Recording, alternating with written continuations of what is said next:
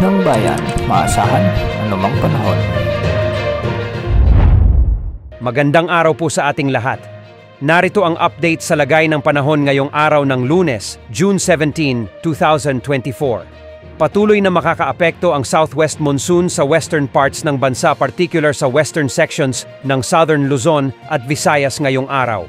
Dahil nga sa southwest monsoon, magiging makulimlim ang kalangitan na may mga tsansa ng isolated rains ang ilang bahagi ng bansa, partikular sa Palawan, Occidental Mindoro, Zambales, Bataan, Cavite, Laguna, Batangas, ilang bahagi ng Quezon, Aklan, Antique, Guimaras, Iloilo, Capiz, Negros Island Region at Romblon.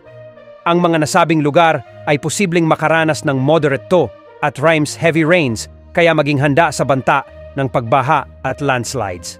Samantala, posible naman ang mga pag-ulan dahil sa mga localized thunderstorms sa maraming lugar sa bansa ngayong araw.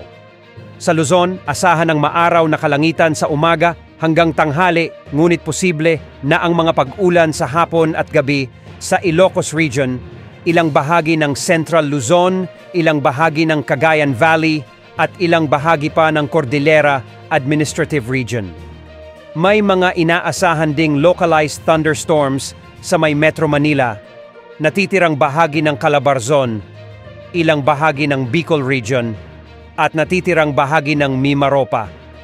Sa Visayas, asahan naman ang bahagyang maulap hanggang sa maulap na kalangitan, at posible na rin ang mga isolated rain showers and thunderstorms sa hapon sa bahagi ng Cebu Province, ilang bahagi ng Leyte at Samar Provinces, kasama na ang Bohol at ilang bahagi ng Negros Island Region. At sa Mindanao, makulimlim ang malaking bahagi at posible rin ang buhos ng ulan sa Caraga, Northern Mindanao at ilang bahagi ng Davao Region at Bangsamoro Region pagsapit ng hapon o gabi.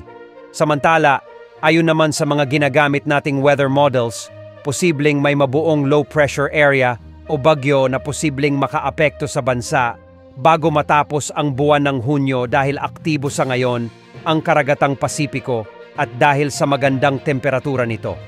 Sa ngaton, mababa pa ang chance na may mabuong bagyo na posibleng pumasok sa ating area of responsibility sa loob ng 3 hanggang 5 araw at wala ring nakataas na gale warning sa mga karagatang sakop ng bansa.